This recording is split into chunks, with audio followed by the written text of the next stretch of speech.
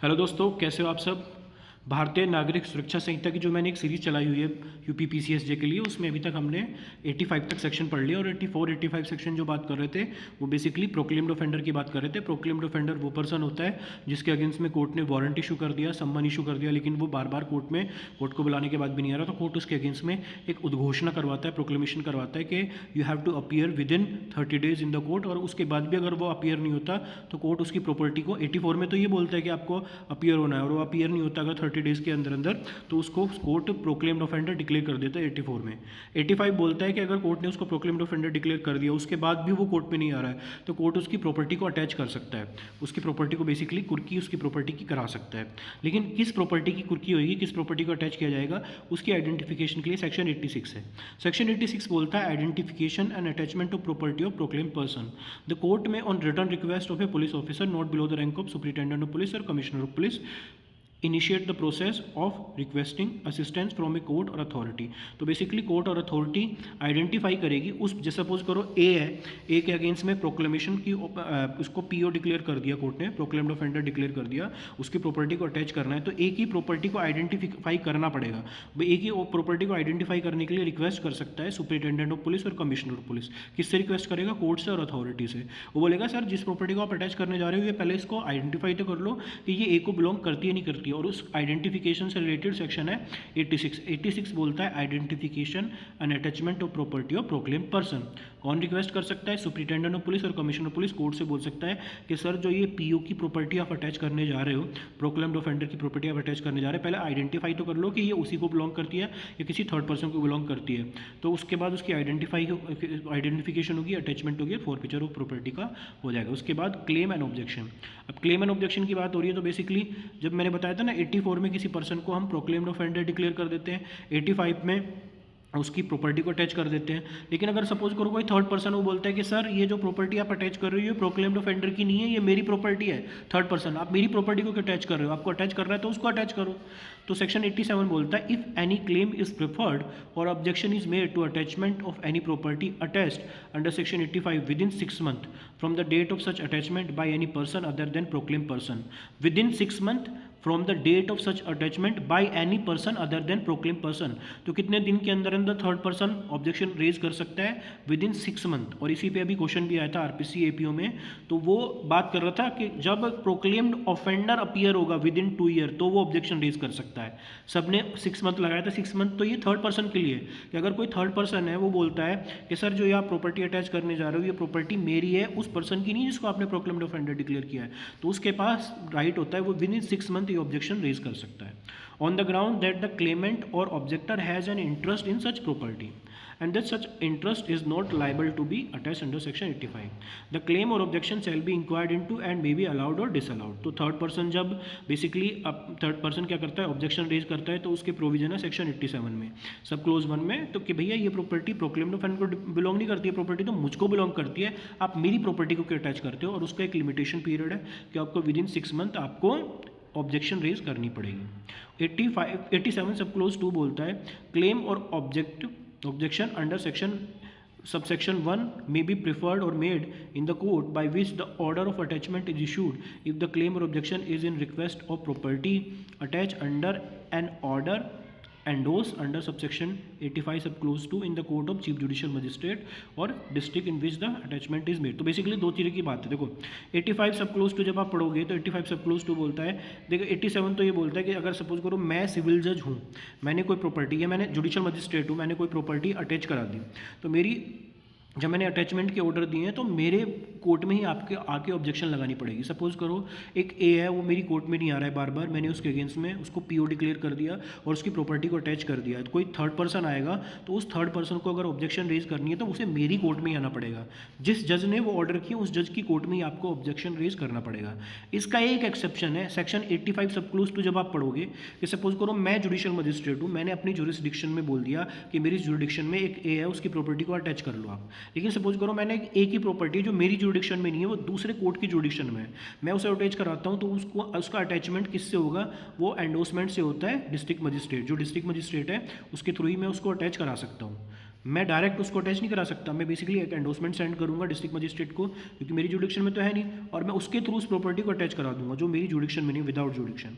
अब सपोज करो कोई ऑब्जेक्शन रेज कर रहा है थर्ड पर्सन, अगर मेरी जुडिक्शन में कोई प्रॉपर्टी थी उससे रिलेटेड कोई ऑब्जेक्शन वो रेज करता तो डायरेक्ट मेरे कोर्ट में आता और ऑब्जेक्शन रेज कर देता।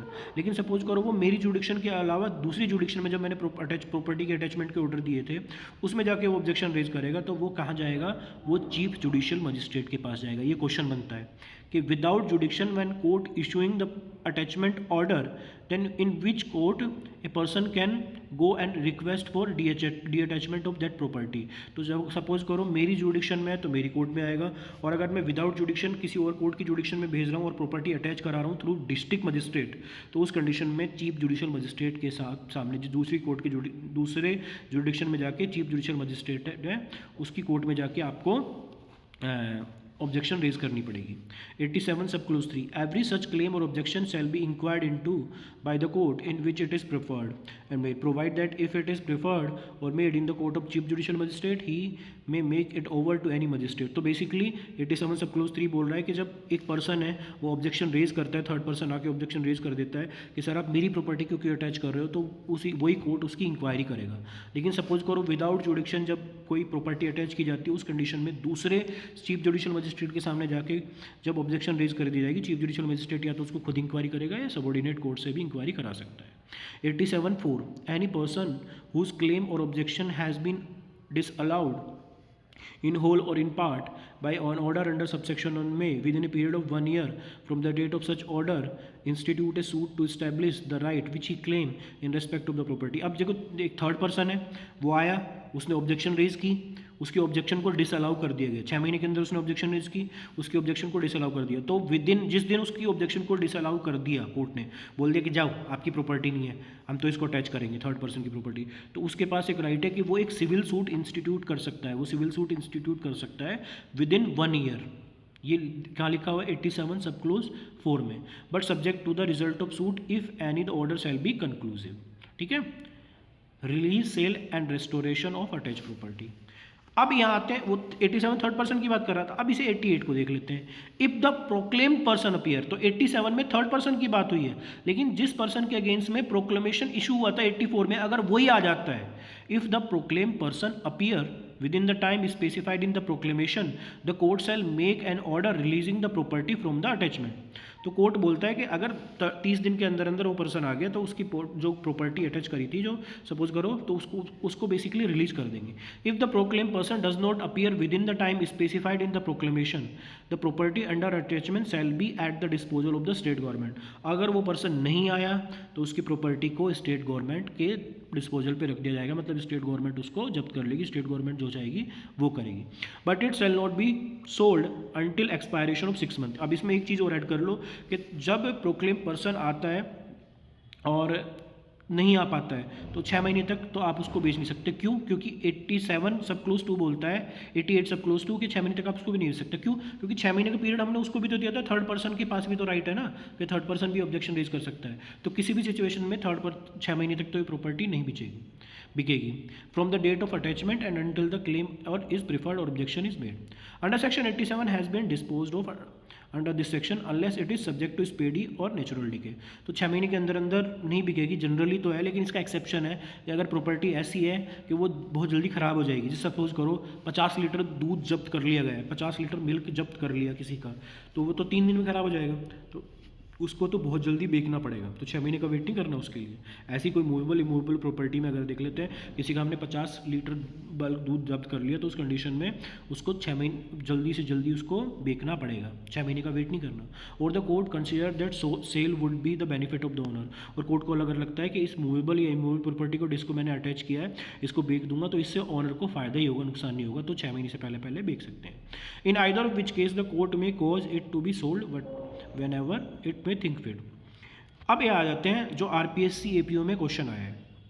आरपीएससी एपीओ में क्वेश्चन जो अभी आया कल परसों, ये क्वेश्चन आया था, if within 2 year from the date of attachment any person whose property is और has been at the disposal of the state government under subsection 2 appeared voluntarily or is apprehended and brought before the court by whose order the property was attached। तो इस condition में 87 में third person की बात हुई थी, third person 6 month के अंदर अंदर ऑब्जेक्शन रेज कर सकता था, लेकिन ये बात कर रहे हैं जिसके अगेंस्ट में प्रोक्लेमेशन इशू हुआ है। सपोज करो ए के अगेंस्ट में प्रोक्लेमेशन इशू हुआ है और बी को कोई ऑब्जेक्शन था, तो बी तो 87 में ऑब्जेक्शन रेज कर सकता था 6 महीने के अंदर अंदर। लेकिन अगर सपोज करो ए के अगेंस्ट में प्रोक्लेमेशन इशू हुआ है और ए 2 साल के अंदर अंदर वॉलंटरी कोर्ट में अपीयर हो जाता है या कोर्ट में अरेस्ट करके ले जाया जाता है, तो वो क्या कर सकता है, ऑब्जेक्शन रेज कर सकता है। तो इसका कितना टाइम है, 2 साल का। थर्ड पर्सन ऑब्जेक्शन रेज कर सकता है ओनली विद इन 6 मंथ। लेकिन जो पर्सन जिसके अगेंस्ट में जिसको प्रोक्लेम्ड ऑफेंडर डिक्लेयर कर दिया गया, जिसकी प्रॉपर्टी को अटैच किया जा रहा है, उस कंडीशन में वो 2 साल तक with in 2 year, if within 2 years from the date of the attachment any person whose properties has been at the disposal of the state government under subsection 2 appeared voluntarily or is apprehended and brought before the court by whose order the property was attached court to which such court is subordinate and prove to the satisfaction of the court that he did not abscond or conceal for the purpose avoiding for the purpose of execution of warrant he had no such notice of proclamation as to enable him to attend within the time specified therein such property if the same has been sold the net proceed of the sale or if only thereof has been sold part thereof has been sold net proceed of the part and residue of the property sell after satisfying therefrom all is incurred in consequence of the attachment be delivered to him। तो अगर वो बंदा 2 साल के अंदर आता है, voluntary आता है, उसे अरेस्ट करके लाया जाया जाता है और वो कोर्ट को बताया जाता है कि सर मेरे को नहीं पता था, मैं एब्सकॉन्ड नहीं हुआ था, ही डिड नॉट एब्सकॉन्ड और कंसील फॉर द पर्पज़ भी कोर्ट को बता देता है, तो कोर्ट उसकी प्रॉपर्टी को उसको वापस दे देगा। या अगर सपोज करो उसकी प्रॉपर्टी ड्यूरिंग द अटैचमेंट बेच दी गई है, तो जो उसकी जो प्रॉपर्टी से नेट प्रोसीड जो स्टेट गवर्नमेंट को मिला है, तो जितने पैसे मिले उस पैसे को वो दे देंगे, उसको वापस कर देंगे। तो ये 88 की प्रोसीडिंग है। 89 appeal from the order rejecting application for restoration of attached property. Any person referred to in subsection 88 subclause 3 who is aggrieved by an refusal to deliver property और the proceed of the sale there of.